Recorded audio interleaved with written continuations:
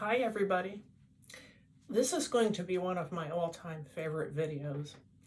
I'm going to talk about adoption, and the thing is I have my own true adoption story that I'm going to add. Adoption is people making the most out of a very unnatural situation. No matter what the good intentions, wonderful intentions, and even if handled right from the very start, psychiatrists know that adopted children are overrepresented in their offices. There can be issues, even with very good parenting. And here's why. The adoptive parents don't have the hormones in their bloodstream, nor are they lactating to breastfeed. Also, if the child comes from a family with very different personality types, for example, the baby and the new parent can have trouble with a really good bond. That can happen to anyone, and I feel that happened to myself. And it's called attunement. It's like an instinctive understanding. And I believe that even though infants and very young children, when adopted, even very young, I believe that we feel and we know in a physical way that something is not quite right, that we don't belong or that we're different. And so adopted children are special needs children. They are going to need just more. They are going to need more reassurance, acceptance.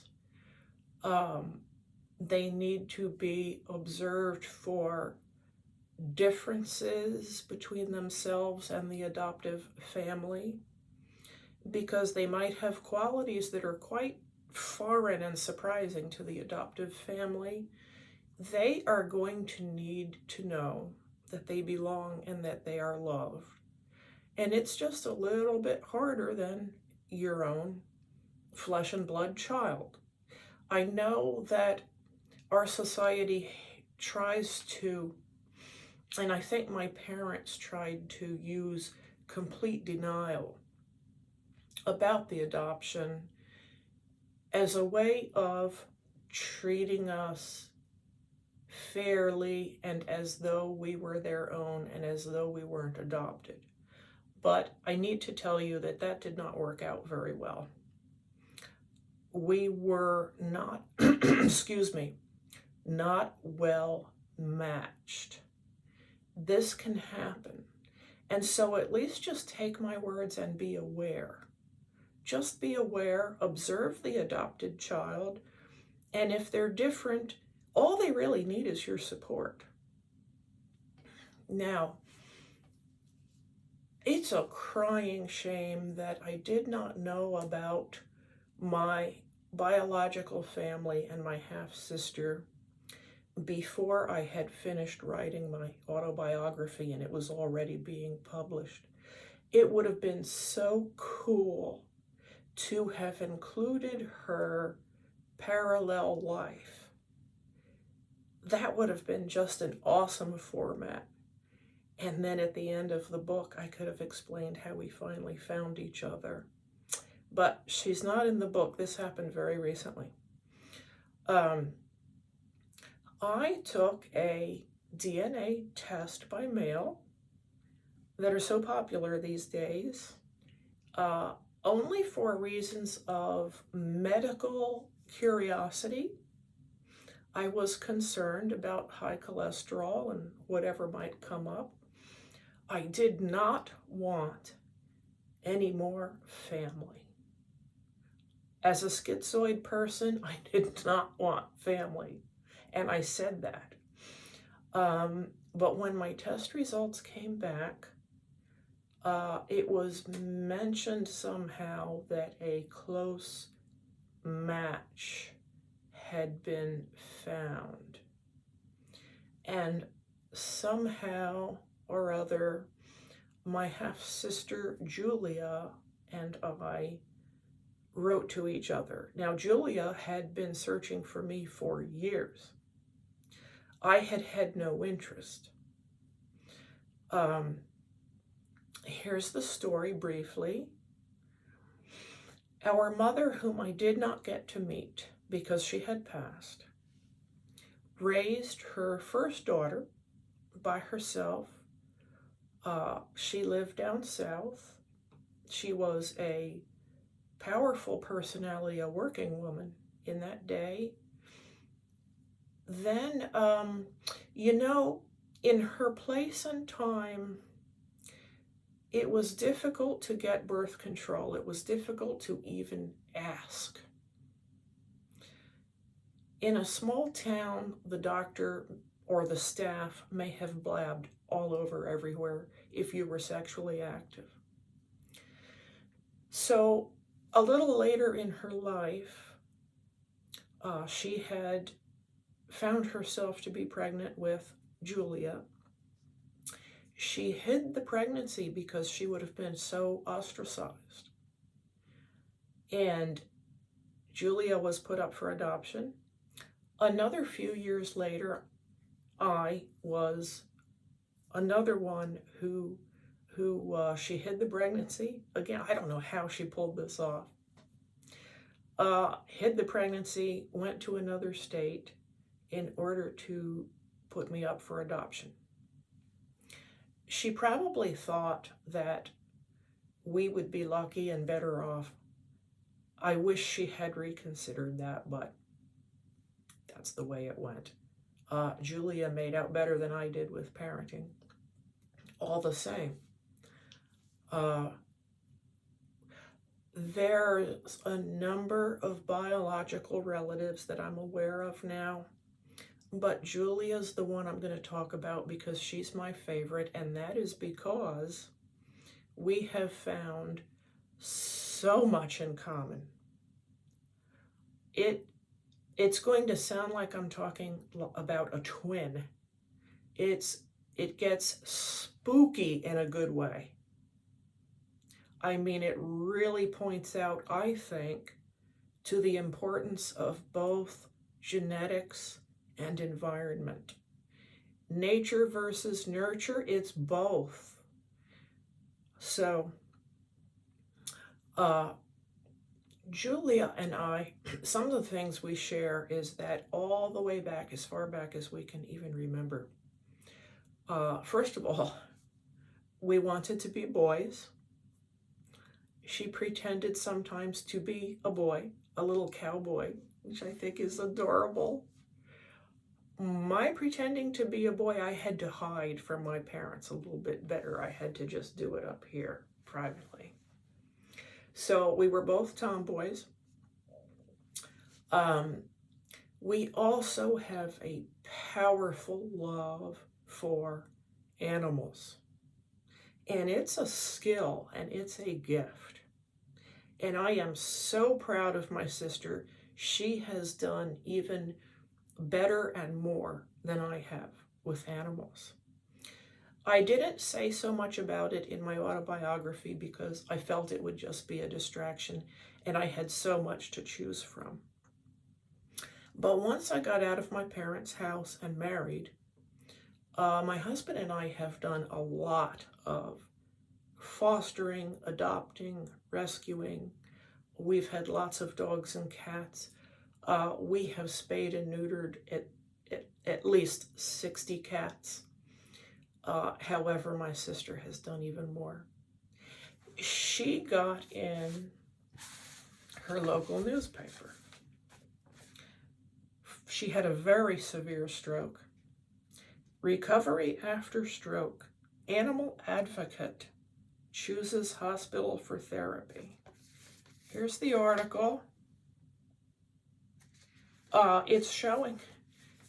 It ties in her love of animals with her recovery.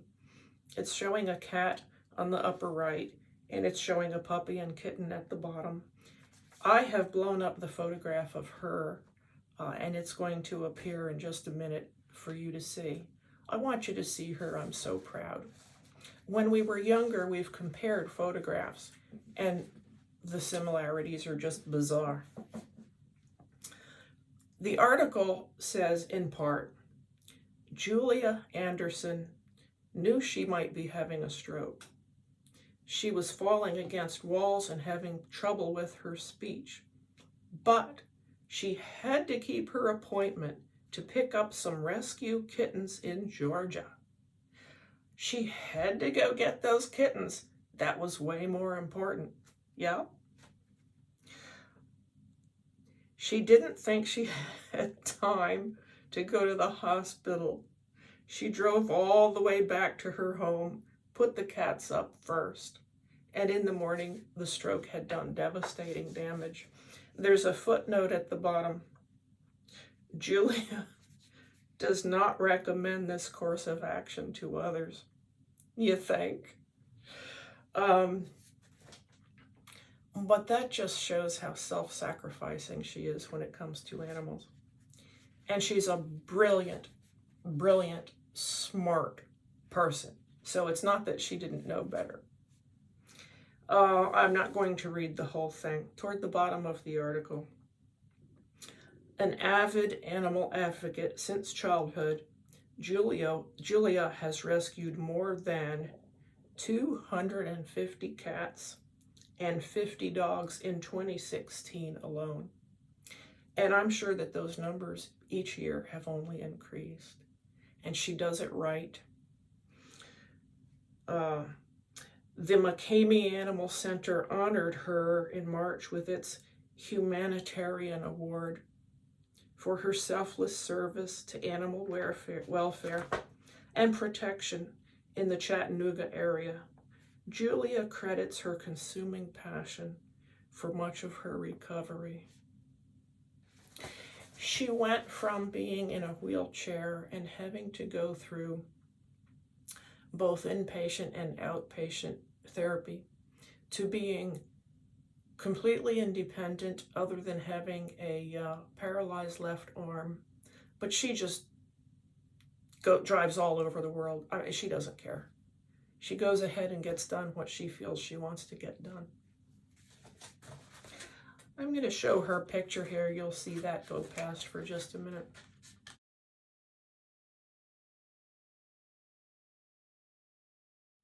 Okay, continuing on, here are some of the similarities that just give me goosebumps. Throughout our lives, Julia and I exhibited the exact same taste in automobiles. My first car that I bought myself, that I loved for many years, was a Pontiac Fiero, which was kind of like the poor man's Ferrari or the girly girl sports car back in our day. Well, guess what? Julia loved them also, and she ended up having 2 of them. When the 98 came out with the bigger engine, she grabbed it. Was it white, Julia? They were usually white, and they had the new scoop on the back. Yeah, we both loved the same cars. Yeah. Not only that, listen to this. Julia finished college. I was not able to. But after college, we both made the same decision to attend the same business school in our prospective states. She in Tennessee, excuse me, and me up in North Jersey, the Catherine Gibbs Business School, which was a very tough school that turns out excellent secretarial staff. You had to take shorthand. You had to be able to type not only quickly but very accurately. You had to have correct grammar, dress properly, act properly. We both excelled at it and went to work. went to work after attending the Catherine Gibbs Business School. I mean, it's like parallel lives, and it's very sad we didn't know about each other.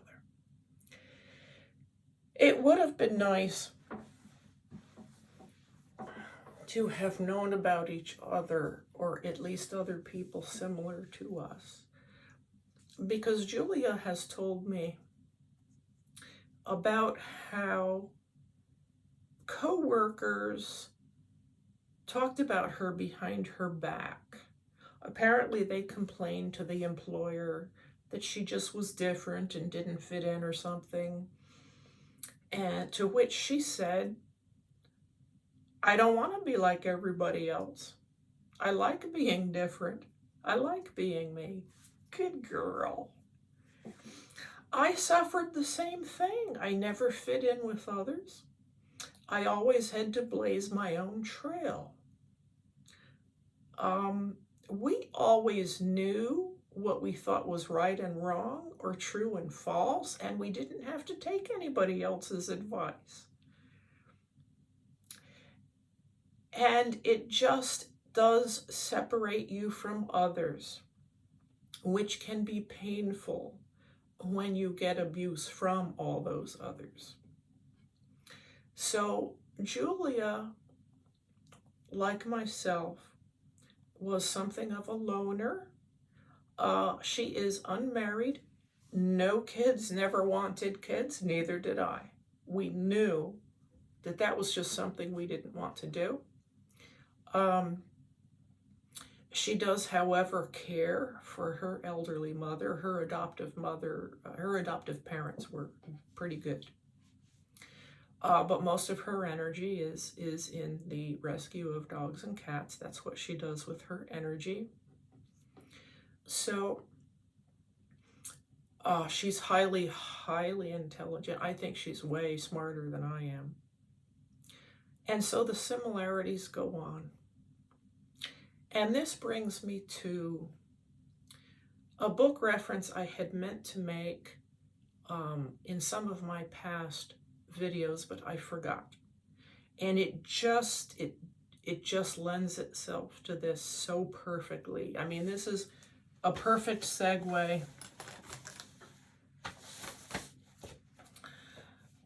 This is an older book. It's called Loners: The Life Path of Unusual Children by Sula Wolf. And it's not necessarily about certain diagnoses like being schizoid or anything like that, but it's just that some children are born different, sensitive, moral. They've got their own moral compass. And there's a sentence in here, I'm pretty sure my memory is accurate, that it's somewhere in this book, although I didn't go back and find it. Somewhere in this book, a psychiatrist says, the parents are not going to understand these children. That hit me sadly and accurately.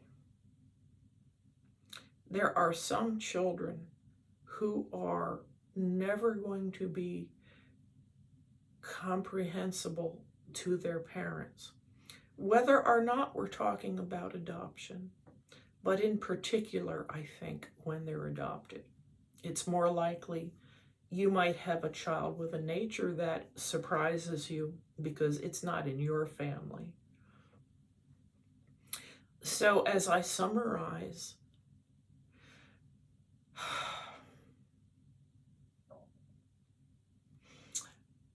adoption is trying to make the most of a very unnatural situation.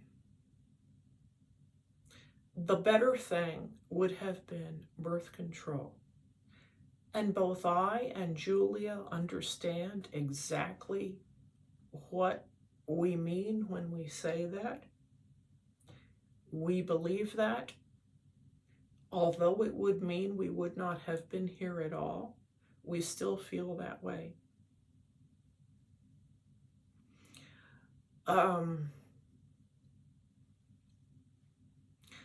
And if you have adopted a child, or if you're thinking about it, I hope you see this video and remember what I've said. They may turn out to be different than the dreams and the thoughts and the plans that you had. Very, very, very different. You need to know if one of your children is more sensitive than others or whatever, and act accordingly. All we needed, especially speaking for myself, all I really needed was support.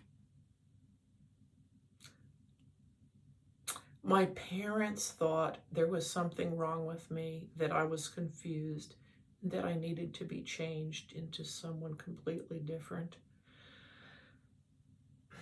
I can empathize with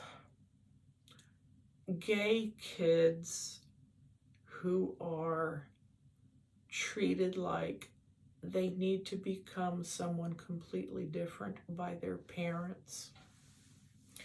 In my case, my love of animals was a huge problem, and I was called confused.